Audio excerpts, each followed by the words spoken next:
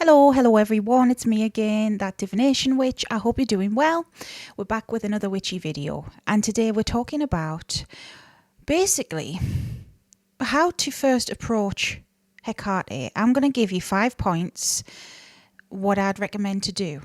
It's not so simple, but it doesn't have to be complex either. I know, that's a paradox, but let's get into it. Alright, if you're new here, I'm Sarah. Hi, I'm that divination witch. I hope you stick around, join the witchy community here. We have a safe space going on where you can ask questions. Nothing is silly. Ask away. Everyone's different. Help each other out in the comments. If you like that, you know what to do. Hit subscribe. And if you want to support the channel further, I do offer readings. All my links are below. I've got an Etsy, a website, also Patreon. And on Patreon in the year 2025, we're embracing the year of the dark goddess. And that's all about us stepping into our power. So if you're interested to find out more, go check it out. Let's get into these points. But before I do, I'll quickly say, look, with Hecate, it's not one size fits all. Hecate is a multifaceted and very complex lady. And she can be many things to many different people. I've got a whole playlist about her on the channel if you want to learn more. So I am not by any means saying that this is something everyone has to do, blah, blah, blah. It's not a rule book here. It's my recommendations. So this is what I'd say to somebody who is brand new to Hecate. If you're interested in learning more about her, in connecting with her, speaking with her, working with her, this is what you should do. The first point, which is probably the most obvious, but you never know, because what's obvious to someone isn't to somebody else, is to be respectful, all right? Now, what do I mean by being respectful? It's not just putting on airs and graces.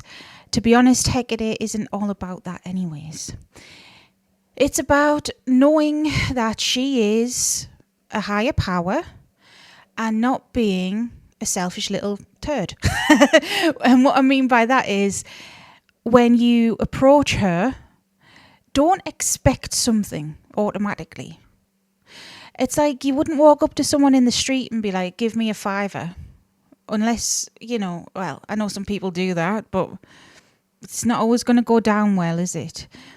Some people make magic and deity work to be very transactional, and it's not. Now, you don't have to be a witch to work with Hecate, controversially. She is more than just a goddess of witchcraft. She is a big part of the divine feminine. She's very complex. But the most important thing you should do is show respect. And that is to not be going in there, all guns blazing, being like, I want to do a pact with you and I want £1 million. I want, take. She doesn't entertain that. And why? Because she is more than that. She's in it for the long haul. She's the divine feminine. She is a face of the divine feminine. And she isn't working in pacts and deals and things like this. Not that it's not possible if that's what you're into, but, straight away to go in with that, don't. And I'd say that for any deity, to be honest, or demon or angel or whatever. Don't go in like that. It's not going to end well. Work with them, build a relationship first, get to know them a bit, be respectful, then ask. Number 2. Now, despite what I've just said, I'm not saying it to fearmonger, okay? The second point is to try not to be afraid, okay? And I know that is easier said than done, especially with a lot of shit that is out there about Hecate, saying that she is standoffish, that she would attack people, that she'd send the dead to you and she haunts you and, oh, no. She is a goddess of fairness and justice, as well as witchcraft and all these other things. She can be capable of hurting somebody if it is justified. So if you are a predator, if you are, attacking somebody for no reason, if you're a bully, that kind of vibe, then she can hand your ass to you. Now, when you're working with her in time, some of her lessons can seem harsh. She does things to get you to be stronger. She shakes your world up sometimes, turns it on its head even, to get you to get to your full potential instead of just wasting time and energy, etc. So I can kind of see where this, fear-mongering comes from in a way. But she is so understanding as well as all those things. So it is a common theme, and it was the same for me too. People are afraid at first, and it was many years ago now, but I was once afraid. And I remember having a small altar that I built for her, and then I got rid of it. And then a month or two later, she never left, to be honest. I just made another one for her. She's understanding because she knows we're all conditioned with this fear, and we're all, in the world we're in, everyone has maybe different nuances to things, but as a collective humanity, we're not exactly enlightened. So she's not going to expect miracles overnight. And to be honest, you shouldn't expect that of her either. That goes into the first point I said, So it's easier said than done. Try not to be afraid. It is scary if you're new to this and you don't quite understand and you've been conditioned to think that she's not nice, or that even if she was nice, that God's are vengeful, because that's the way mainstream religions portray their God, that he is a vengeful God, right? So we're kind of conditioned to fear these things, but take your time. And even if you do, throw your stuff away or say goodbye for a while. She's not going to get butthurt over it. She's above all of these human feelings. She understands. She knows what's going on in your mind, in your reality. So she does bear that in mind. I'll never forget, just to quickly say, and I've probably said this on videos before, ages ago when somebody on TikTok, bloody TikTok, I know, called Hecate ableist. She is absolutely not. Like, she understands when people have mental health troubles, physical troubles, health issues, money issues, extenuating circumstances. She's not heartless. At the end of the day, if you just look her up and kind of look at her mythology even, a lot of her children are the outcasts, are the people that didn't belong. And there's a common theme with us all, that she wants to help people. She wants to help the underdog. She wants to help us step into our power. So she's not going to be like that. The third point, the third point is being willing to listen and learn and research. So yes, she will expect you to put time and effort into not just learning about her, but learning about yourself. This can come in many forms. So if you are going to be embarking on witchcraft of any variety, she expects you to be doing research, reading books, looking up other people's experiences, learning about different points of view. She's going to be expecting you to be learning about history. You don't have to know everything, of course not. And your path is yours with her. She will lead you down rabbit holes that you need to be down. Everyone's different. Someone could be more left-hand path leaning than somebody else. Someone may end up in herbalism. Someone else may end up with chaos magic. It's all different. It's all nuanced. It takes time. And the main thing she expects is you to put the time and effort in, not just for her, but for yourself. Because if you won't show up for yourself, if you won't help yourself, then she is not going to help you if you're not going to help yourself, if you get what I mean. This is the tough love side of Hecate. She is someone who will be there for you no matter what. She will understand all these things I've said. But if you are ignoring her advice, ignoring your intuition, if you're not showing up for yourself, if you're purposely making wrong choices because it's the easy choice, yeah, that's not going to fly with Hecate. 4, if you're first working with her, she is somebody who doesn't expect a load of fancy things, although as time goes on, like some of her stuff is behind me down there, if you can see, she does get a lot of things, at least off me, and I know other witches and pagans who love her do the same.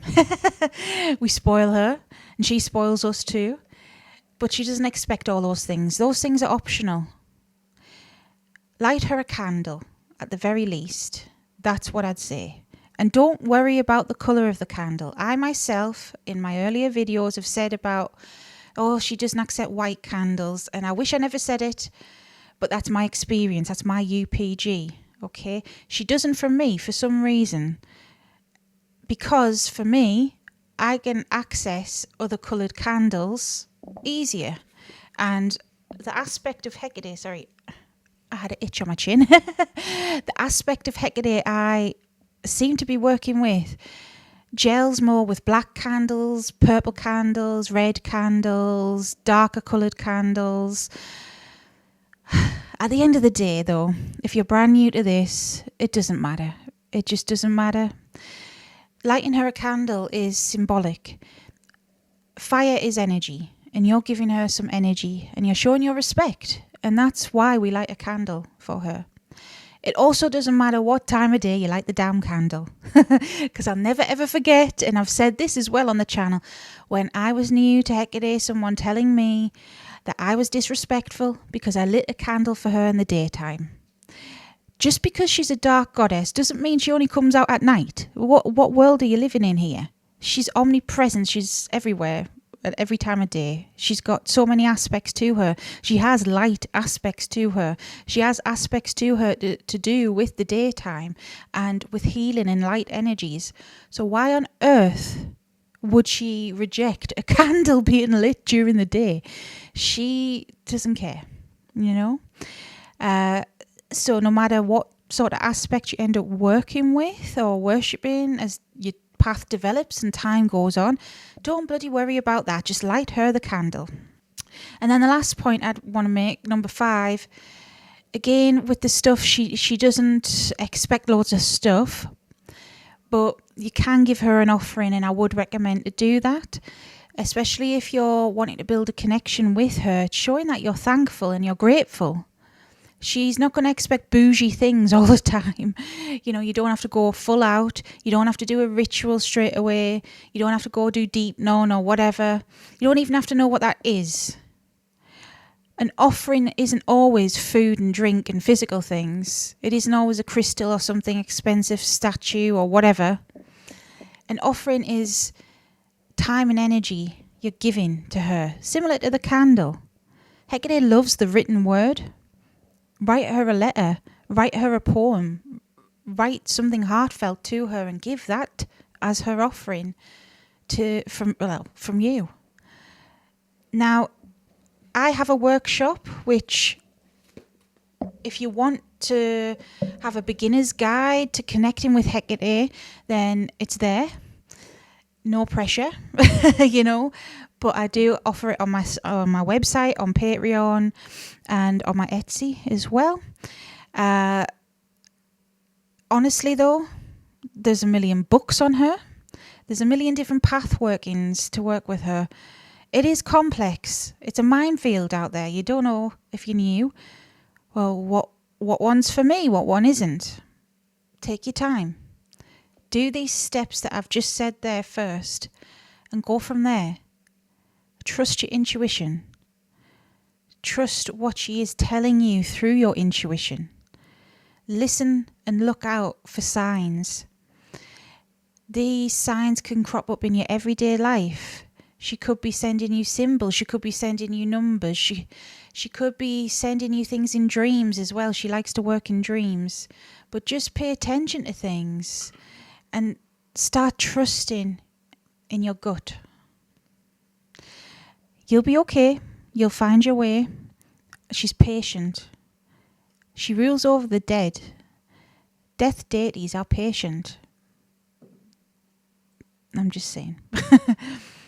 So, yeah. I hope this had helped. I hope this has helped. And if there's anything else you want to know, ask. Check out the playlist on Hecate on the channel. If you made it this far, you know what to do. Hit subscribe. And until next time, stay safe and stay witchy. Bye.